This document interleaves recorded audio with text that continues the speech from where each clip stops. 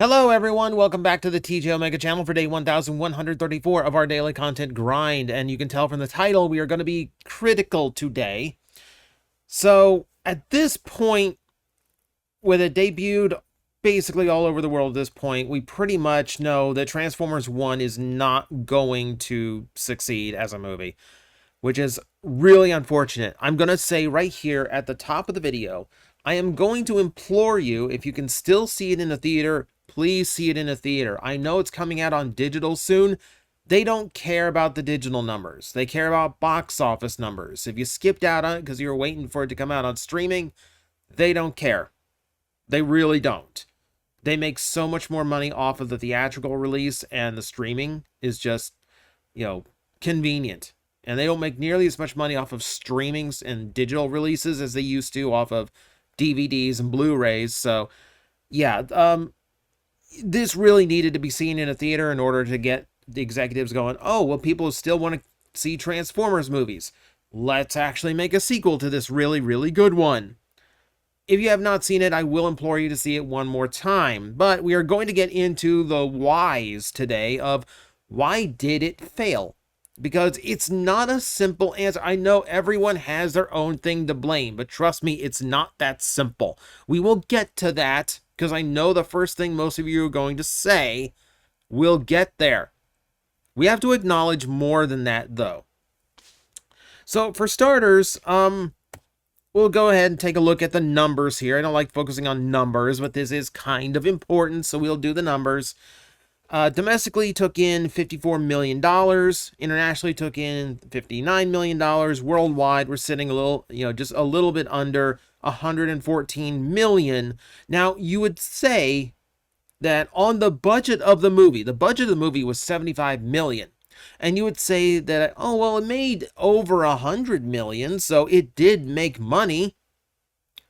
Production budget was $75 million. The advertising budget is never factored into that. And that is always ridiculously high for what it is. We don't know the exact number. We don't know exactly how much was spent on the advertisement of this movie. Suffice to say, our best guess is this thing would have had to pull at least $125 million or maybe even $150 million in order to break even, which is clearly not going to happen. So unfortunately, yeah, I don't think there's any way any executive at Paramount is going to see this movie as anything but a failure. Unfortunately, I'm very doubtful we are getting a sequel. Things like this also put the Transformer G.I. Joe movie in jeopardy. It's not a great turnaround. It's a really unfortunate thing for what is actually potentially one of the best Transformer movies we've ever had. So let's start looking at the what happened and whys. And we're going to go with the first one. Is it because the movie is bad or poorly received? And absolutely not.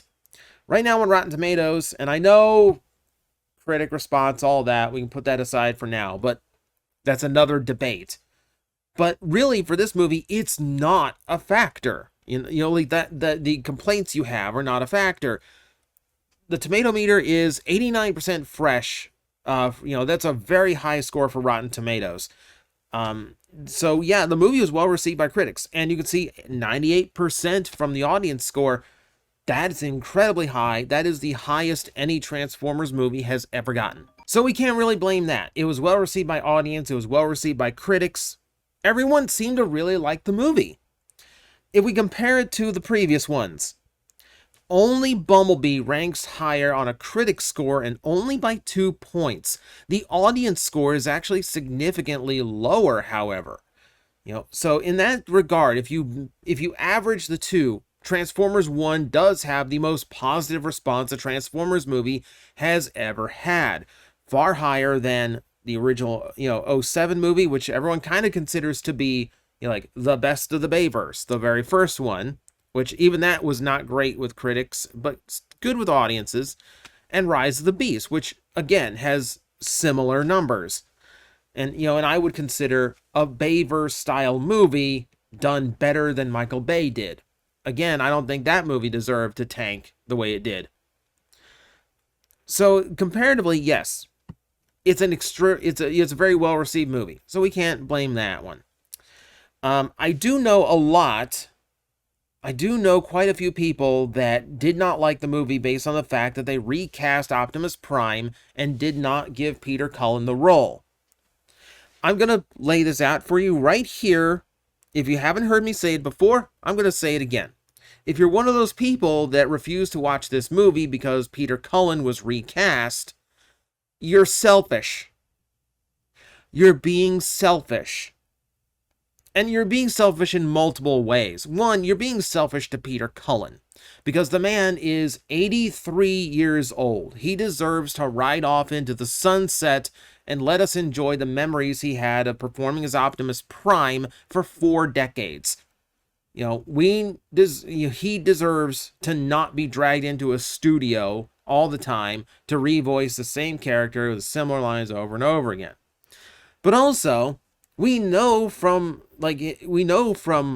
his most recent past, and we know because of his age, he doesn't perform in the cartoons anymore. The recording sessions are just too hard on someone of his age, and he just can't do it anymore. So unfortunately, a movie like this where Optimus Prime has a ton of speaking lines was not ever going to be a Peter Cullen role. I will remind you that in the live action movies where Peter Cullen does reprise Optimus, he really doesn't have that many lines. He could probably a few 2-hour recording sessions over the course of a week, and he's probably done.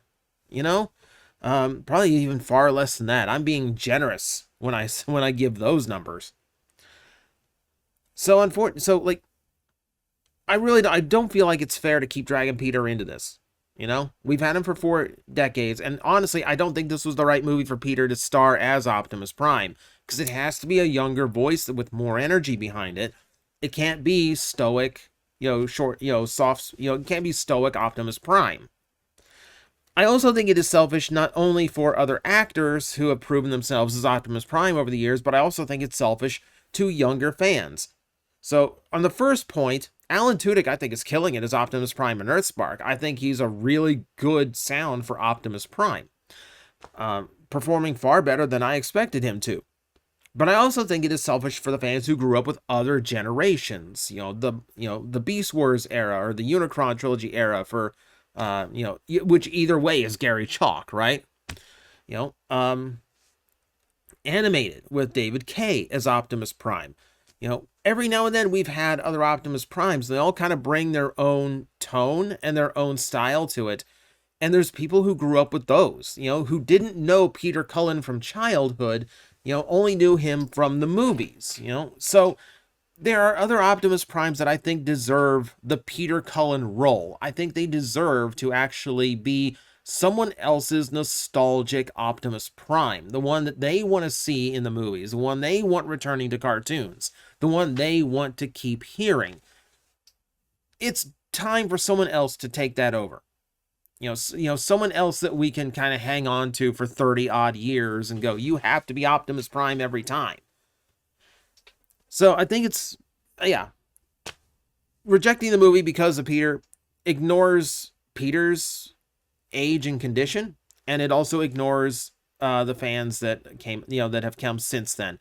So in either case, I think we're okay moving on from Optimus Prime as Cullen. I think it's time.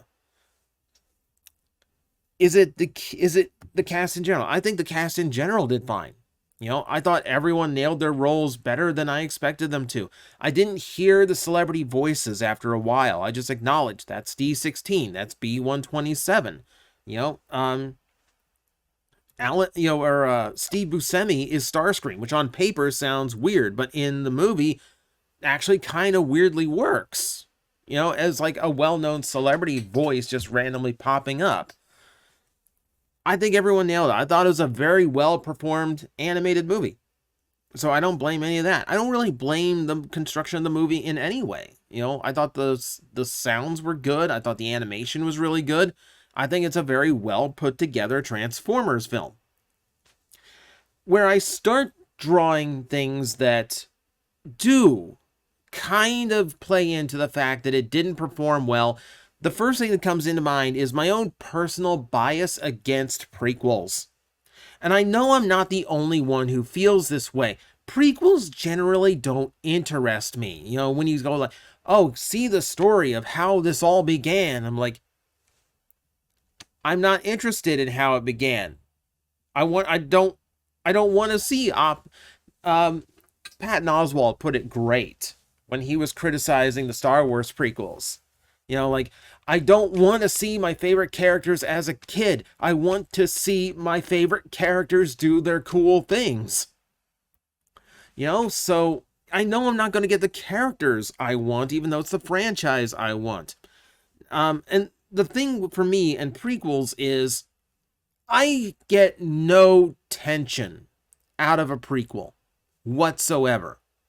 You know, when Phantom Menace came out and I went to see it in theaters because I'm a sucker like everyone else. Of course, I was gonna, beg my parents to take me, or did I go with friends? I can't even remember anymore. It's been a while. When I went to see Phantom Menace in theaters, I can remember like looking at the screen and like, Mace Windu, or no, God, man, my brain's all over the place today. I can remember Qui-Gon Jinn and Obi-Wan Kenobi battling Darth Maul, and in my mind, I'm like, this is a really tense fight scene. I know for a fact Obi-Wan Kenobi's going to be fine. I know for a fact Obi-Wan Kenobi's going to be fine. There is no tension here whatsoever. The same thing with like, oh, well, they met Anakin Skywalker. I know what's going to happen to Anakin Skywalker. I don't really care about how we get there. The point is, I know where the ending of the story is. It's like watching a movie full of spoilers for a book or another movie. Like I know how this is going to turn out. So where's the suspense? Where's the drama? There are spoilers in Transformers 1 where I'm like, I know this isn't going to stick because he has to be, because Optimus Prime versus Megatron has to be a thing. Things like that bug me. So, yeah, when we get to things like this, I'm like, I know how it's going to go. I don't care what really turns it that way, but I know what's going to happen. I know he's going to become Megatron. I know he's going to become Optimus Prime. There's no tension in a movie where you know how the characters are eventually going to end up. So this is where I kind of get sick of the prequel idea. It's cool on paper, but in practice, it just doesn't feel like it has enough to it. I'm going in too expecting, and I'm going in too knowledged. It's a great entry point if you're completely unaware, but Transformers has been a household name for over 15 years now, thanks to the live-action movies. It's not possible to go in unaware anymore. And that kind of brings me to another point. It's been 17 years since the 07 movie came out. We're exhausted. We're exhausted. And I'm using the royal we here. Let me size this image correctly so you can see exactly what I'm talking about. So, here's the box office numbers for Transformers movies, going from the oldest one at the top and then down to the bottom where we have the newest ones. And I order them that way so you can look at that worldwide box office. It peaks at Dark of the Moon and only dips a tiny bit at Age of Extinction. So at that point, we're still dealing with $1 billion movie franchise and everyone is happy. Paramount is loving the money that's coming in. Hasbro's loving it. Hasbro's getting tons on toy sales. And we've got all the finances in the world for all the little nice collectible toys we've always wanted. And then it starts to snowball down. Last night lost nearly half of the revenue from Age of Extinction. Bumblebee was very critically received, but the box office was even lower. Yes, they profited more because it was a much smaller movie, but that doesn't change the fact that fewer people wanted to see it. Rise of the Beasts, fewer people wanted to see it. Transformers 1, shockingly low for a franchise that once pulled $1 billion. It made a tenth of what Dark of the Moon made and Age of Extinction made, and this is a far better movie than Dark of the Moon and Age of Extinction. People are just exhausted. We're just burned out. You know, it's been 8 Transformers movies in 17 years. There's one every 2 or 3 years now. And it's just too much. It's just way too much. Star Wars is going through the same thing. The franchise isn't doing nearly as well because just fans are burned out. We're getting too much at one time. You know, it's not like it used to be where, like like we had like these nice little breathers. We don't have that anymore. Doesn't feel like it. Especially because Rise of the Beast and Transformers 1 don't have a whole lot of time between them. They're pretty recently released compared to each other. It's back-to-back years specifically. So that hurts it as well. That absolutely plays into the audience burnout. You can see that when you look at the numbers on the trailers as well. The first trailer got 18 million on Paramount Pictures, and you can add in another 2 million from Hasbro Pulse. But if we start looking at the other trailer numbers, trailer 2 only had 16 million, and the final trailer only 4 million. Now, you could attribute that to people not wanting to be spoiled on the movie just before it comes out. That's a factor as well. And obviously, the first trailer is going to have a lot more attention than the second trailer, and the final trailer. But it's still indicative of it's not increasing in interest. There's a visible decline in the interest, where you didn't even get as many people like checking out, like literally a quarter of the people tuned into the final trailer. That hurts it. So you can see in real time where a lot of people are just kind of tired of this franchise. It's just been too much, too many times, and frankly been burned by too many movies. So no one really trusts it when a new movie comes out. They go, well, it's going to be just as bad as the other one, right? I brought this point up before, and I'm going to bring it up again. I think the toy line looking so bad also hurts it. Any kid that wanders through a Target or a Walmart, any kid that gets dragged there by their parents, they're going to want to go through the toy section. They're going to scream until they get to do it. So when they go to all the Transformer section and they see all these really cheap looking toys, and the Prime Changers, which I think are good toys, but next to the Generations Deluxes that are bigger, more robust, look cooler, I just feel like they just don't look cool, and they don't really inspire anyone to go, I want to see what that's from.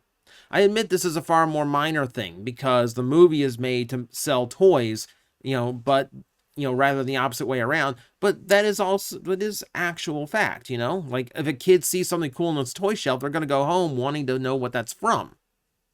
So you can create a new fan just from what's on the toy shelves. And I think the toy shelves being loaded with lots of really cheap figures that are grossly overpriced, lots of old figures from 9 years ago. There's toys from 9 years ago they retooled for this one. Just rolling out the same tired old molds for more cheap toys. It feels inundated. It feels oversaturated, and it just does not feel good anymore. So the movie doesn't present itself well to kids in that regard. But that does bring us to the part you probably want to know about, the part that, yes, I absolutely agree about. The marketing for this movie absolutely sucked.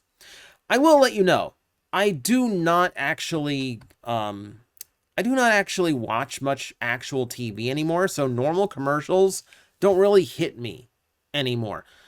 So unfortunately, I don't know how well this was advertised online, and I don't know how well this is advertised on TV. I have heard it was very poorly advertised, though. I heard the advertisement budget. We don't know exact numbers, but I heard it was not nearly what they would normally spend. So that's gonna hurt. I think that hurts it the most.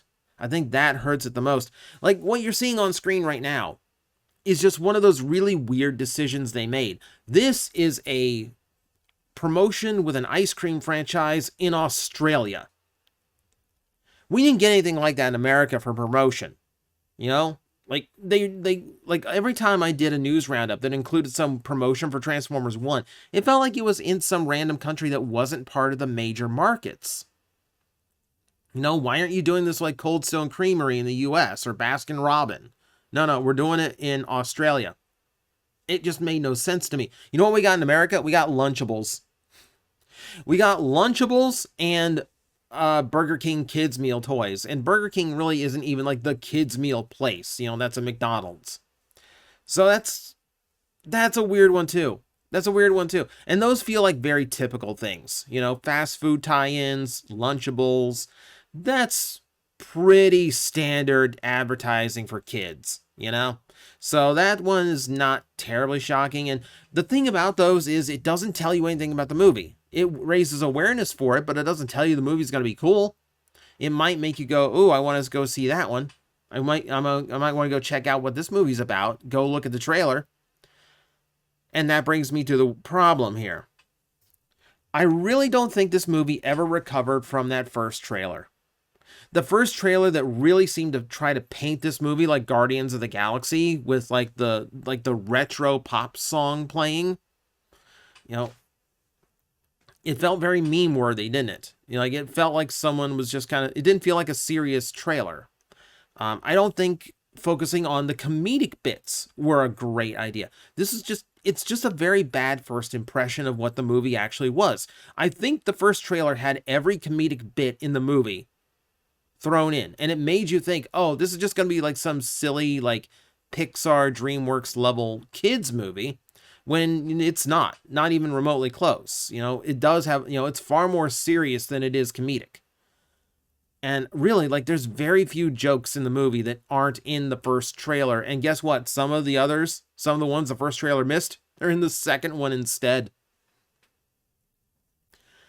I really think the first one suffered because really, like, the first impression of something like this is very hard to get over. If you make a bad first impression, it's going to stick. And that's exactly what happened to this movie. The first trailer sucked. A lot of people did not like what it was going for. And once we got to actually watch the movie, we found out how poorly it represented the movie. It didn't make it look like some really cool new direction for the franchise. It just kind of made it look like, you know, typical kids movie fare. And it's not. You know, it's way better than that.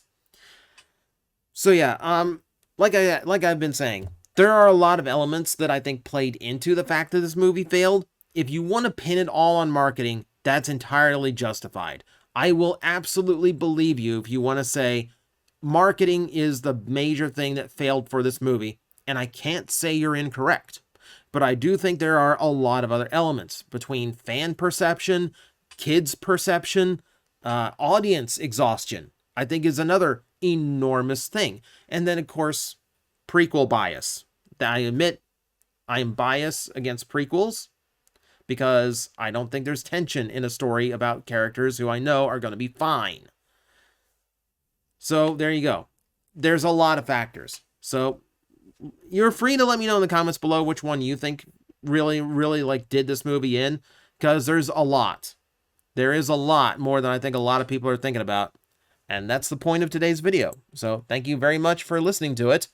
And as always, I will see you next time. Go watch the movie if you still can. Like, seriously.